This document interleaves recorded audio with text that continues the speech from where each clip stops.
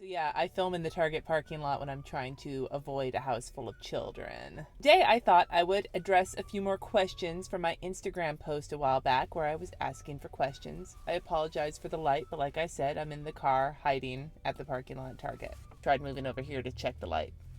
I thought I would answer a bunch of questions related to goal setting because, well, a few questions related to goal setting since it's January and that makes sense. But before I do, there is one question I thought was very appropriate for today. Sunny asked, am I going to bring back Llama's Love Lettering? Funny you should ask, Sunny. It's coming back on Friday. So my next video is going to be Llama's Love Lettering Season 2, Episode 1.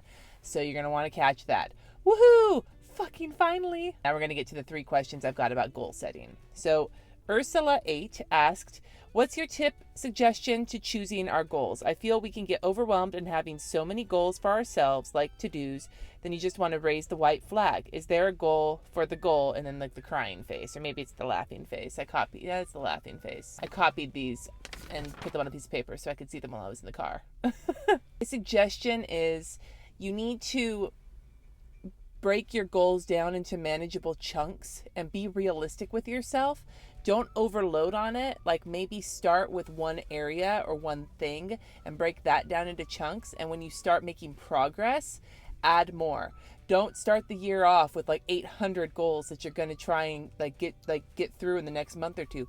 Be honest with yourself. Realize that chances are you're not going to get through most of those. So set yourself up for success by starting small and then adding on as time goes on. That seems kind of like a whole set low expectations situation. And I'm sorry the light is so fucked up in this car. I know it feels like setting low expectations for yourself, but well, that's kind of how I live my life sometimes. So that might not be the best advice, but that's my thoughts on the subject. Prioritize your goals based on the ones you really want to accomplish and the ones that would be nice to accomplish but don't have to be accomplished right off the bat, and work your way from that. That could be a way to do it too. So those are just some ideas. But like I said, maybe managing expectations at the very beginning will help. If you can kind of set the bar sort of here, you can keep raising it the more like success you have. Miriam Poppins, which is a great Instagram handle by the way, says, what is planner peace to you and how do you use your planner to increase in productivity? Well, planner peace to me is having something that keeps my life together, that I'm happy with, and that I continue to use without feeling like I need to bounce around all the time. So I mean, it could be different for everybody else, but for me, planner peace is when I feel comfortable with the planner system I'm using and don't have like the lust to go buy more things. That's kind of where I'm at right now. But it's the beginning of the year, so that could change. But as long as I know that the planner I'm using is keeping me on track enough to make me feel like my life is still going, relatively smoothly, and I don't feel like planner lust to go buy every single new fucking planner, then that's planner peace to me. And it helps me with productivity because if I can get everything written down, then I don't forget. And I am a scatterbrain, and if I don't write something down, I will forget. Like, that's guaranteed. So keeping everything written down, making sure I'm able to keep track of my kids' schedule, my husband's schedule, and my schedule, and mine is all over the place because I have a lot of shit going on. So, I mean, everybody does.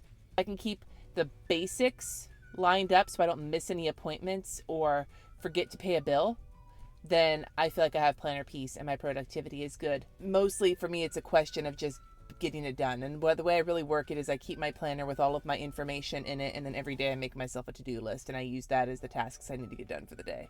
So that to me is the best way for me to stay productive, is to keep in front of me the places I need to be and the things I need to do every day. Beautiful Mind 81 said, what will you do different this year with your power sheets that you didn't do last year? We'll be setting up a goal setting time, staying track of using power sheets, etc.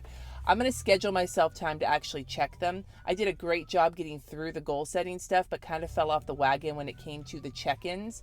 So I need to just make that part of my morning every day, like sit down, recap the night before, the day before, do that really quick as I like first thing in the morning, and then set myself like kind of around the end of the month a chance, like more than just that few minutes to actually go through and look at everything. So it's scheduling myself the time and making a habit out of it. That's the big thing I'm working on this year, is building a few habits.